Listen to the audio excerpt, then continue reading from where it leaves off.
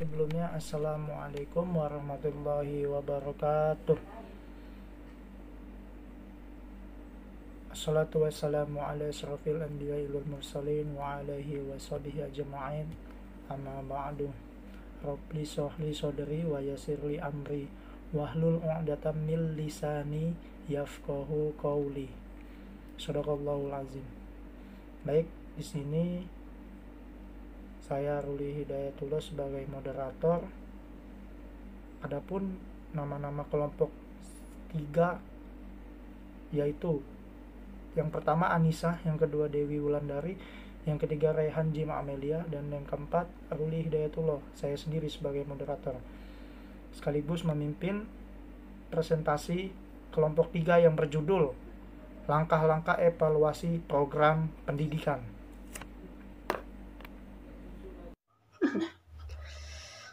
Persiapan evaluasi program. Sebelum evaluasi program dilaksanakan, seorang evaluator harus melakukan persiapan secara cermat. Persiapan tersebut antara lain berupa penyusunan evaluasi, validasi instrumen evaluasi, menentukan jumlah sampel yang diperlukan dalam kegiatan evaluasi, dan penyampaian persepsi antar evaluator sebelum pengambilan data. Penyusunan evaluasi terkait dengan model tersebut, apa yang akan diterapkan dalam melakukan kegiatan evaluasi program. Model-model tersebut dapat berupa model CIPP, model Math Faces and Misel, model Stack, model kesejahteraan, model kelas, model Misel Servin, model evaluasi kelawanan, dan model Need Assessment. Pemilihan model ini bergantung pada tujuan evaluasi program yang akan dilaksanakan dan kriteria keberhasilan program. Setelah mengetahui tujuan dan kriteria keberhasilan program, maka seorang evaluator baru dapat menentukan metode pengumpulan data, alat pengumpulan data, sasaran evaluasi program, dan jadwal evaluasi program yang akan digunakan sebagai acuan dalam melaksanakan kegiatan evaluasi program.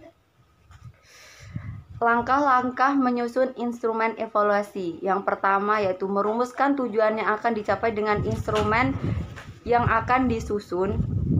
Kedua, membuat kisi-kisi berisi tentang perincian variabel dan jenis instrumen yang akan digunakan. Ketiga, membuat butir-butir instrumen. Keempat, menyunting instrumen.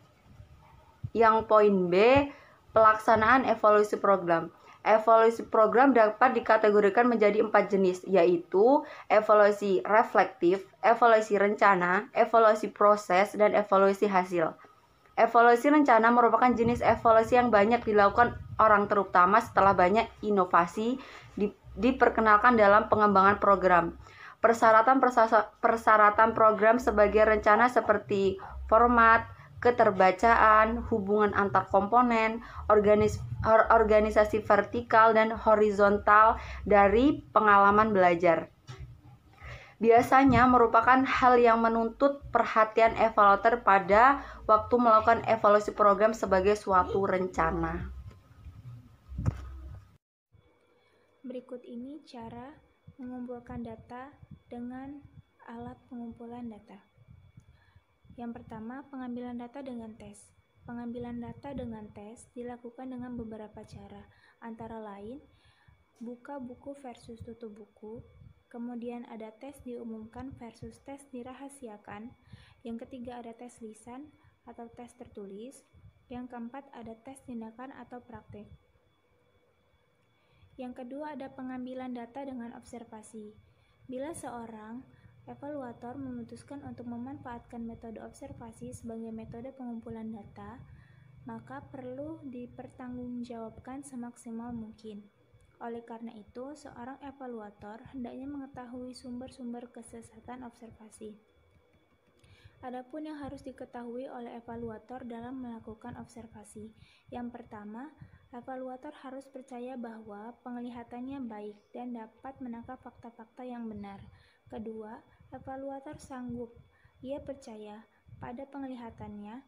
Ia harus menyadari bahwa setiap orang memiliki keterbatasan dalam penglihatan. Yang ketiga, menyadari kelemahan dan keterbatasan alat penglihatan evaluator yang harus memahami atau mengatasi bagaimana cara keterbatasan tersebut bisa diatasi. Yang ketiga adalah pengambilan data dengan angket. Pengambilan data dengan angket ini merupakan cara yang sangat baik untuk mengamati tingkah laku manusia yang dapat dilakukan dengan mata, yang dilihat dengan mata, dan tingkah laku manusia pada ruang, waktu, dan keadaan tertentu. Adapun asumsinya, yang pertama, subjek adalah orang yang paling tahu tentang dirinya sendiri. Kedua, apa yang dinyatakan subjek kepada evaluator adalah benar. Yang ketiga, interpretasi subjek tentang pertanyaan-pertanyaan yang diajukan kepadanya adalah sama dengan yang dimaksud dengan oleh evaluator. Yang keempat, pengambilan data dengan wawancara. Apabila wawancara dilakukan satu-satunya alat penggunaan data, maka wawancara akan berfungsi sebagai metode premier. Sebaliknya, bila digunakan sebagai alat untuk mencari informasi yang tidak dapat diperoleh dengan cara lain, maka akan menjadi metode pelengkap.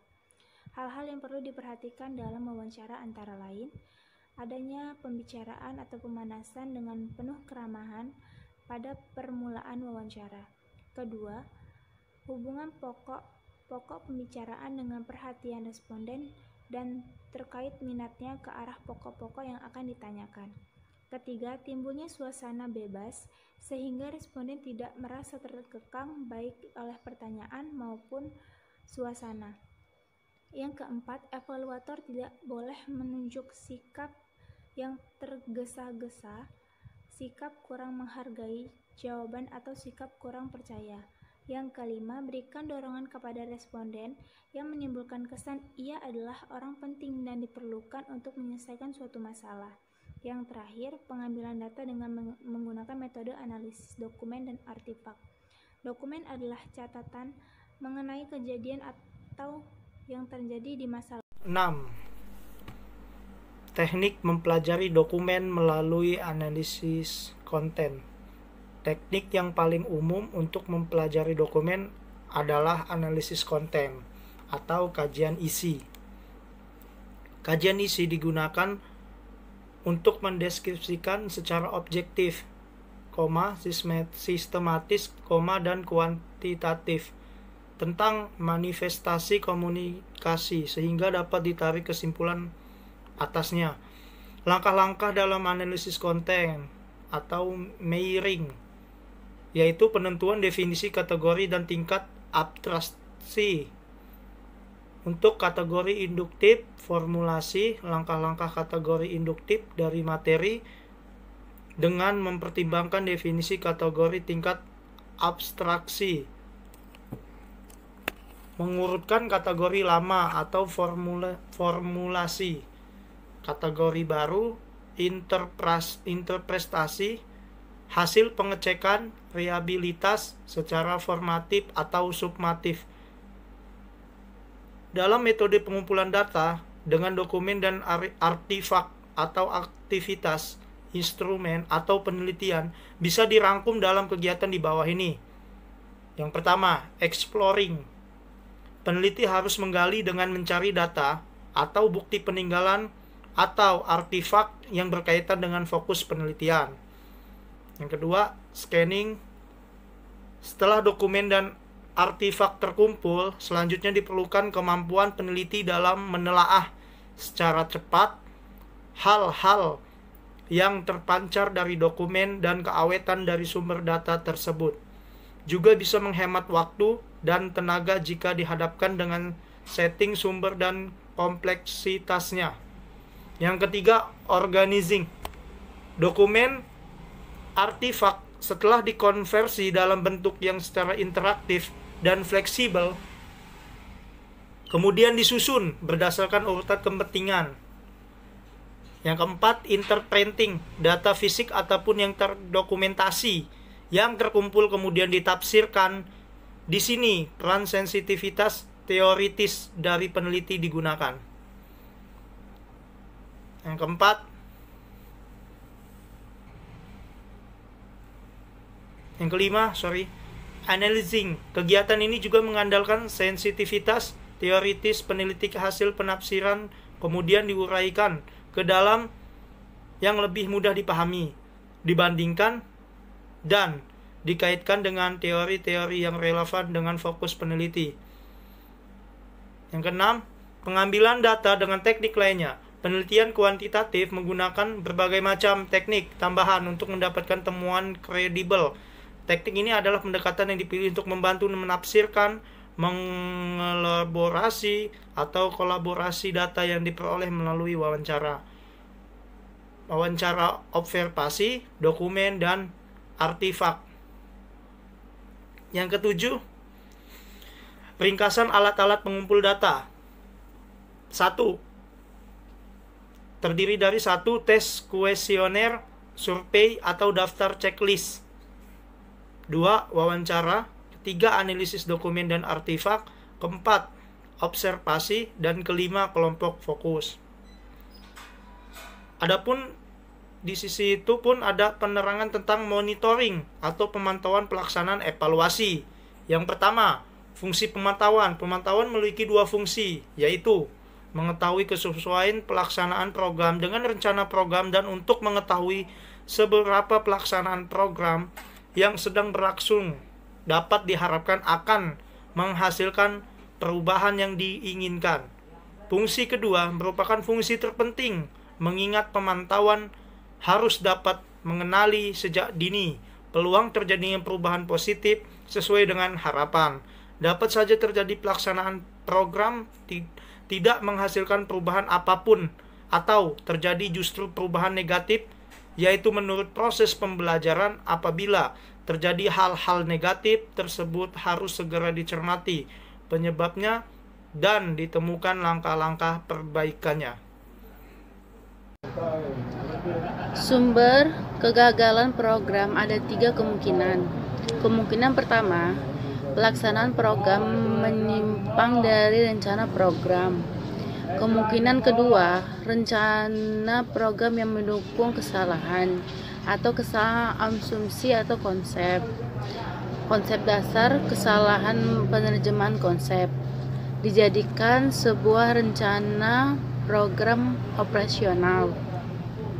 Yang ketiga, berasal dari luar rencana program. Misalnya kendala dari jajaran birokrasi. 2. Sasaran pemantauan. Sasaran pemantauan adalah menentukan hal-hal berikut.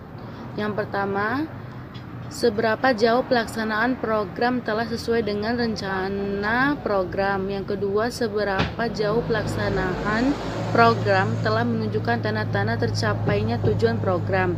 Yang ketiga, apakah terjadi dampak tambahan atau lanjutan yang positif meskipun tidak direncanakan? Yang keempat, apakah terjadi dampak sampingan yang negatif, merugikan atau kegiatan yang mengganggu? 3. Teknik dan alat pemantauan. Fungsi pokok pemantauan adalah mengumpulkan data tentang pelaksanaan program. Ataupun teknik dan alat pemantauan adalah sebagai berikut. A. Teknik pengamatan partisipatif dengan menggunakan lembar pengamatan, catatan lapangan, dan alat perekam elektronik.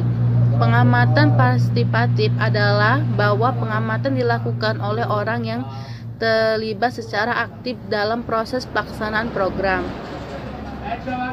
B. Teknik wawancara secara bebas atau terstruktur dengan alat pedoman wawancara dan perekam wawancara. Wawancara terstruktur adalah wawancara yang sepenuhnya dipandu oleh pedoman wawancara. C. Teknik pemanfaatan dan analisis data dokumentasi seperti daftar hadir, satu pelajaran, hasil kerja siswa, hasil karya guru, dan sebagainya. Pengamatan sangat cocok untuk merekam data tentang perilaku, aktivitas, dan proses-proses lainnya. Dengan pengamatan dapat direkam pula data kualitatif. Wawancara diperlukan untuk mengungkap data yang hanya dapat diungkap dengan kata-kata secara lisan oleh sumbernya. Data tentang sikap, pendapat, wawasan dapat diungkap dengan teknik wawancara. Catatan lapangan sangat cocok untuk mencatat data kualitatif, khusus istimewa atau untuk melukiskan suatu proses. 4. Pelaku pemantauan. Pemantauan program dilakukan oleh evaluator bersama dengan pelaku atau praktisi atau pelaksanaan program. Dapat pula dilengkapi atau dibantu oleh pihak lain yang diperlukan seperti kepala sekolah dan tokoh masyarakat. 5. Perencanaan pemantauan. Perencanaan pemantauan meliputi aspek-aspek berikut. A. Perumusan tujuan memantau berisi informasi tentang apa yang diinginkan, untuk siapa, dan untuk kepentingan apa. B. Penetapan sasaran pemantauan, apa yang akan dijadikan sebagai objek pemantauan. Contohnya, kesulitan belajar dan jenis kesalahan konsepsi matematika yang masih dialami para siswa. C. Penjabaran data yang dibutuhkan pemantauan penjabaran dari sasaran. Contohnya, guru perlu dapat memilih kesalahan karena kecerobohan atau ketidaktelitian dengan kesalahan karena kurang memahami makna dan cara penyelesaian sosial atau soalnya. 6. Pemanfaatan hasil pemantauan. Data yang terkumpul dari hasil pemantauan harus secepatnya diolah dan dimaknai sehingga dapat segera diketahui apakah tujuan pelaksanaan program tercapai atau tidak. Pemaknaan hasil pemantauan ini menjadi dasar untuk merumuskan langkah-langkah berikutnya dalam pelaksanaan program. Jika perlu perubahan apa dan bagaimana rencananya. Jika tidak ada hal mendasar yang memerlukan perubahan, mungkin masih dapat pula dirumuskan bagaimana dari rancangan program yang memerlukan perhatian yang lebih banyak sehingga aspek-aspek program yang sudah baik menjadi lebih baik.